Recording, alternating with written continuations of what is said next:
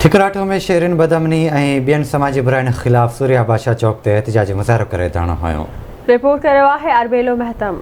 ठिकराठो में शहरनि ऐं ॻोठाणनि बदमनी समाजी बुराइनि ख़िलाफ़ सूर्या बादशाह चौक ते एहतिजाजी मुज़ाहिरो करे धरणो हुयो। एहतिजाज कंदड़ आवाज़ टीवी सां ॻाल्हाईंदे चयो त अॼु जेको हीउ एहतिजाज थियो आहे उहो असांजे ठिकराठे शहर में ख़ासि करे जेके समाजी बुरायूं आहिनि जिन में जुआ जो आम हुजणु ऐं उन सां गॾोगॾु शराब नोशी ऐं ॿिया केतिरियूं अहिड़ियूं बुरायूं आहिनि जेके असांजे हिन शहर में काफ़ी वक़्त खां वठी फैलियल आहिनि ऐं उन ते इंतिज़ामिया ख़ामोश आहे।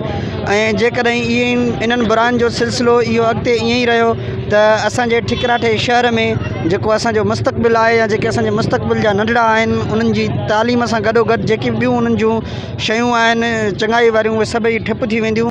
चोरियूं रोज़ जो मामूल बणियल पुलिस खे अपील था कयूं त चोरियूं बिल्कुलु बंदि कयूं वञनि, असांखे अमन सां रहणु ॾिनो वञे, पर मंशियात तरह हले थी बि को बि तदारक नथो करे, को बि एक्शन नथो वठे।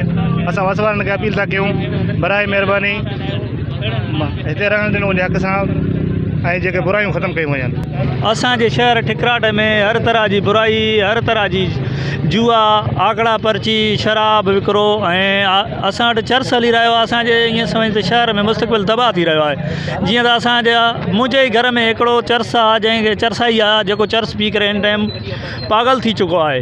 महिरबानी करे SSP साहिब खां असां मुतालबो था कयूं त बुरायूं ख़तमु कयूं वञनि ऐं ठिकराट शहर ते नज़रसानी कई वञे। आकड़ो पर्ची आहे, शराब आहे, जेको बि आहे असां वस वारनि खे अपील था कयूं त बराए महिरबानी असांखे इन को तहफ़ुज़ ॾिनो वञे ऐं असांखे बचाए वञो ऐं ॿार जेके आहिनि असांजा नंढा जेके आहिनि उहे तालीम करनि ऐं इन बुराइनि खां बचनि। हिननि वधीक चयो आहे त मुबारकपुर थाणे जी हद में समाजी बुरायूं वधियूं आहिनि जंहिं सबबु रोज़ानो चोरियूं फुरूं मामूल बणिजी वियूं आहिनि। हिननि वधीक चयो त शहर में आकड़ा पर्ची, जुआ, मोटरसाइकिल स्कीम, विहाज जो कारोबार अरूज ते अची वियो आहे। शराब जो विकिरो आम जाम थी पियो आहे जंहिं सबबु नौजवान नसल तबाह थिए पियो। पर शिकायतनि बावजूदि मुबारकपुर पुलिस न ई चोरियुनि ते ज़ाब्तो आणे थी न ई वरी हलंदड़ जुआ बंदि कराए थी। एहतिजाज कंदड़नि IG Sindh, DIG Sukkur, SSP Sukkur खां मुतालबो कयो त शहर में हलंदड़ आकड़ा पर्ची, शराब, मोटरसाइकिल स्कीम, विहाज बंदि कराए बदमनी ख़तमु कराई वञे। कैमरा टीम सां गॾु अरबेलो मातम, आवाज़ TV न्यूज़ ठिकराठो।